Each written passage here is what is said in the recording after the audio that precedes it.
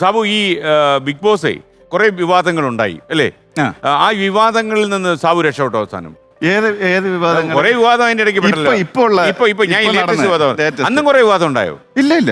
സാബുവോടെ പോയി വിവാദം ഉണ്ടാക്കിയില്ലല്ലോ. ഞാൻ ഇപ്പോഴും ഉള്ളതിൽ ഞാൻ വിവാദത്തിലൊന്നും ഇല്ലായിരുന്നു. ഈ വിവാദം നമ്മൾ ഉണ്ടാക്കാൻ തുടങ്ങുമ്പോഴേ നമുക്ക് കുറെ പൈസ കിട്ടിപ്പോയല്ലോ, ലക്ഷാധിപതി ആയല്ലോ നമ്മള്, ഇല്ലേ? ടാക്സ് കഴിഞ്ഞ് ലക്ഷാധിപതിയായിരുന്നു. അപ്പോ അകത്തിരുന്ന് ആരോ പറയൂ, എടാ അത്യാവശ്യം കാശ് കിട്ടിയ കേസാ, ഒരുപാട് പറയാൻ നിൽക്കണ്ട എന്ന് പറയൂ. ഒരു കൊളുത്തിപ്പിടി ഇങ്ങോട്ട് ഉണ്ടാവൂ. അങ്ങനെയല്ല സാറേ, അതിനകത്ത് പ്രൊഫഷണൽ കേട്ടസി എന്ന് പറയുന്നൊരു പ്രൊഫഷണൽ കേട്ടസി. ഞാൻ ഈ പറഞ്ഞാൽ ഞാൻ 24 വർഷമായിട്ട് ടെലിവിഷനകത്തുള്ള ഞാൻ ടെലിവിഷൻ പ്രൊഡക്ഷനെയും പ്രോഗ്രാമുകളൊക്കെ ഗൗരവമായി കാണുന്ന ഒരാളാണ്. അപ്പൊ അതുകൊണ്ട് ഇങ്ങനെയുള്ള ഒരു ആരോപണം വന്നപ്പോ പിന്നെ അതിനകത്ത് കുറെ കാര്യങ്ങൾ പിന്നെ ശരിയായിരിക്കാം, കുറെ കാര്യങ്ങൾ ശരിയല്ലാതായിരിക്കാം. പക്ഷെ നമ്മൾ അതൊരു വിവാദമാക്കി പറഞ്ഞ് അതിന്റെ നെഗറ്റീവ് സൈഡ് മാത്രം പറഞ്ഞ് കുളവാക്കണ്ട എന്നുള്ളത് കൊണ്ട് ഞാൻ അതിൽ പിന്നീട് പ്രതികരിക്കാൻ പോവാഞ്ഞാണ്. അല്ല, എന്നെ ഇങ്ങനെ പൈസ തന്ന് മാറ്റാം എന്നൊക്കെ ആർക്കെങ്കിലും ഒക്കെ തോന്നുകയാണെങ്കിൽ അതൊരു എന്താണ് പറഞ്ഞ അത് ഇതിനകത്തൊരു കലിവുണ്ട്. ഈ കിട്ടിയ പൈസ തിരിച്ചയച്ചു കളയരുത്. എനിക്ക് പൈസ ഇട്ടേക്ക് അപ്പോഴും ചെലവായി പോയി. അതുകൊണ്ട് അല്ലെ, ഉത്സാഹ കമ്മിറ്റി കൂടെ വന്നായിരുന്നു അല്ലേ? അല്ലേ, അവരൊക്കെ വന്ന്. നിങ്ങൾ സുരാജുമായിട്ട് ഇപ്പോഴും ബന്ധമുണ്ടോ? വളരെ അടുത്ത ബന്ധമാണ്, വളരെ അടുത്ത. പിന്നെ സുരാജിന്റെ മകളും എന്റെ മകളും ഒരുമിച്ച് പഠിക്കുകയാണ് സ്കൂളിൽ. അതുകൊണ്ട് കോളേജിൽ ഒരുമിച്ച് പഠിച്ചാണോ? അല്ല, കോളേജിൽ ഒരുമിച്ച് പഠിച്ചല്ല, പക്ഷെ കോളേജ് തൊട്ടേ അറിയാം. സുരാജ് അന്ന് പെർഫോമിംഗ് ആർട്ടിസ്റ്റ് ആണ്. അപ്പം അന്ന് പ്രോഗ്രാമുകൾ. പക്ഷേ നമ്മൾ ഈ കല്യാണത്തിന് ചെന്നാണ് ആ ബന്ധം വേറൊരു വഴിത്തിരിവായി മാറിയത് അല്ലേ? എന്നെ കൊണ്ടുകിടന്ന് വിറ്റ് സുരാജ്. അതല്ല, സുരാജിന് എപ്പോ കോമഡിക്ക് ക്ഷാമം വരുന്നോ അപ്പൊ ആ കല്യാണം ആപ്പാടെ അമ്മ കിട്ടിയത് 6600 രൂപ അല്ലേ?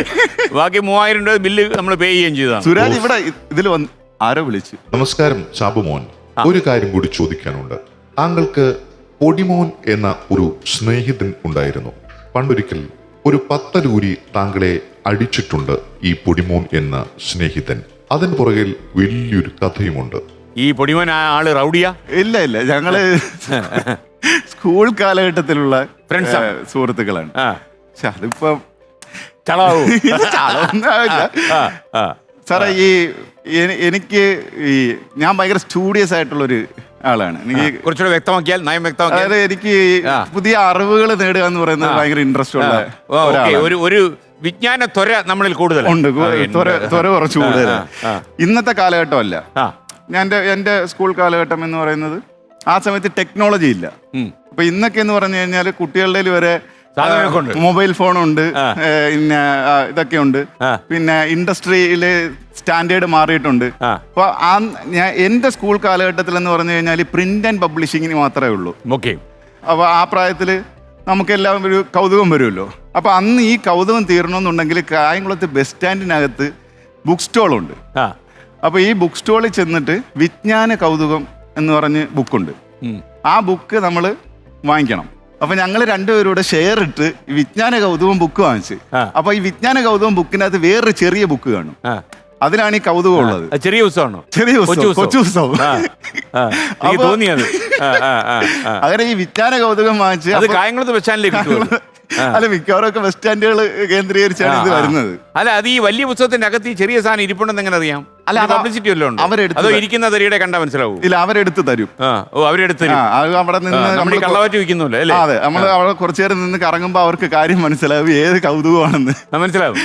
വിജ്ഞാന കൗതുകം ഏത് വഴിക്ക് പോകുന്നുണ്ട് അല്ലേ? അപ്പൊ അങ്ങനെ ഞങ്ങൾ ഷെയർ ഇട്ട് കൗതുകം വാങ്ങിച്ചു. കൗതുകം വാങ്ങിച്ചപ്പോൾ ഉള്ള കണ്ടീഷൻ എന്ന് പറഞ്ഞാൽ പാർട്ട്നേഴ്സ് ആണ്. പാർട്ട്ണർഷിപ്പിനകത്ത് എപ്പോഴും ഒരു കണ്ടീഷൻ 50-50 ആണല്ലോ. അപ്പം കുറച്ച് നാൾ എന്റെ കൗതുകം, അത് കഴിയുമ്പോ നമ്മള് ഒഴിവന്റെ കൗതുകം. പിന്നെ നാട്ടുകാരെ പുറത്ത് കൗതുകം അല്ലെ, അത് ഇങ്ങനെ പോവും, സർക്കുലേറ്റ് ചെയ്യും, റെന്റിന് പോവും, അങ്ങനെയൊക്കെയുള്ള സംവിധാനങ്ങൾ ഉണ്ടാകുന്നു. ഇത് കോൺട്രാക്ട് എടുത്തു കഴിഞ്ഞാൽ റെന്റിന് വിടാൻ പറ്റുമല്ലേ? ഇതൊക്കെ ഒരു പുതിയ അറിവാട്ടോ, നമുക്കൊന്നും ജീവിതത്തിൽ നേരിടാൻ പറ്റിയിട്ടില്ലാത്ത കാര്യമാണ്. ഓക്കെ, അങ്ങനെ എന്റെ അവസരം കഴിഞ്ഞു. പിന്നെ പുള്ളിക്ക് ഈ ഭൗതിക സ്വത്ത് കൈമാറി. സപ്ലൈകോ അരി വിതരണം ചെയ്യുന്നവരാണല്ലോ, പട്ടിണി കിടക്കുന്നവന് വിതരണം ചെയ്തോണ്ടിരിക്കും. അപ്പൊ കുറച്ചുനാൾ കഴിഞ്ഞിട്ട് ഇത് തിരിച്ചു വന്നില്ല. അപ്പൊ നമ്മള് കളിക്കുന്ന ഒരു വഴിയുണ്ട്, അവിടെയാണ് ഈ ക്രിക്കറ്റ് കളിയും പരിപാടിയും ഒക്കെ ഉള്ളു. അപ്പൊ അവിടെ വെച്ചൊരു ദിവസം ഞാൻ കുറെ നാളല്ല, അപ്പൊ എനിക്ക് വീണ്ടും കുറച്ച് കൗതുകമുണ്ട്. കൗതുകം നമുക്കിങ്ങനെ കൗതുകത്തിന്റെ വരും. അപ്പൊ തിരിച്ചു വെച്ചോ തരുന്നില്ല. അങ്ങനെ സംസാരിച്ച് അടിയായി. അങ്ങനെ ഞാൻ ഈ ഇടിയുടെ ഇടയിൽ ആ പൊടിയന്റെ കയ്യിൽ കടിച്ച് വിരല്. പൊടിമോന്റെ ആ ആ ഇതില് ഭയങ്കര വേദനയായിട്ട് ഇവൻ അവിടെയുള്ള വേലിപ്പത്തിൽ ഊരി എന്നെ പുറം വഴി അടിച്ചു. അങ്ങനെ തലക്ക് കിട്ടിയോ? ഇല്ല ഇല്ല, മുതുകത്ത്. പുറത്ത്. ആ. അപ്പൊ ഇത് സ്കൂളിൽ പഠിക്കുന്ന സമയമാണ്. ആ അപ്പൊ വേലിപ്പത്തല ഊരി അടിച്ചു. വേലിപ്പത്തിൽ ഊരി അടിച്ചു. നല്ല അതിന്റെ നിലവാരം അനുസരിച്ച് അടിക്കും. അങ്ങനെ ഞാൻ അപ്പം വീട്ടില് ഈ പുറത്തു പോയി കളിച്ചിട്ട് വരികയാണെന്നുണ്ടെങ്കിൽ കുളിക്കാതെ വീട്ടിനകത്ത് കയറ്റത്തില്ല. ഓ അങ്ങനെയുണ്ടല്ലോ. അപ്പൊ ഞാന് അവിടെ കുളിച്ചോണ്ട് നിന്നപ്പോ അതിന്റെ അമ്മ പുറത്ത് വേലിപ്പത്തലിന്റെ അടിയുടെ പാട് കണ്ട്. നല്ല നീണ്ടത് കിടക്കുന്നുണ്ടല്ലേ? എനിക്കിത് കാണാൻ പറ്റില്ലല്ലോ. അപ്പൊ എനിക്ക് നല്ല അടിയായിരുന്നു. അപ്പൊ നല്ല തിണർത്ത പാടുണ്ട് റെഡ് കളർ എന്ന് അമ്മ പറഞ്ഞു. അപ്പൊ ചോദിച്ചു ഇത് ആര് ചെയ്തടാന്ന് ചോദിച്ചു എന്റെ കുഞ്ഞിനെ. സാബു വേണ്ട അമ്മയ്ക്ക് സംശയമൊന്നുമില്ല അല്ലേ ഇത് അടിയായിരിക്കും എന്നുള്ള കാര്യം? ഞാനും പരമാവധി ഇത് പറയാതിരിക്കാൻ തോന്നി. ഇല്ലാതെ അവിടെ കളി ഇല്ല, ഇത് ആര് ചെയ്ത് ഇത് ചോദിച്ചിട്ടേ നെഞ്ചത്തടി നിലവിളിയും.